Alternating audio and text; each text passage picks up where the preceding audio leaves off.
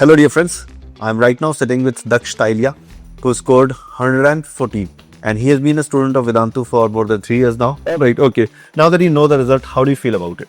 It was more than I expected. I thought that my percentile wouldn't improve, but it improved. What has been the biggest challenge that you have faced in your preparations? For me was like the parts which they would pick from NCERT, like one-liners and stuff. So in the last month, going through NCERT and finding those places where they can take a line out of and ask, that was the most challenge. You did complete NCERT then, I'm assuming, when you were mentioning that. And did you complete it for all the 3 subjects or any specific subjects? For chemistry, I finished pretty much the whole thing. Physics, I did some topics.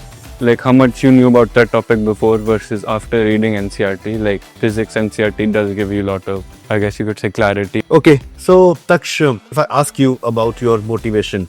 I think I just like solving stuff, challenges.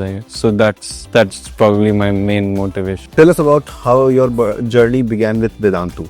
So I started with Vedantu in like end of 9th grade. It was like really fun and enjoyable. So I continued with that and that's how I got into it. What is your perception? Like how is Vedantu different from other institutes? One, I think it's a lot more personal than others, I guess. How well you know the teachers and how well the teachers know you. And then the second is that it's not very cutthroat competition. Like you are more like studying with your friends rather than competing against them. How did you find the content that was given to you from Vedantu? Always some content that the teacher already knows, like end to end pretty much. They were always like really good questions, and we used to give tests of like multiple formats. One format I don't see it that much nowadays, like in terms everywhere else. Would you be able to name a person who has made a significant contribution to your journey or maybe difference to your journey? Like my family supported me a lot, like 2-3 years. Whenever I was like really stressed or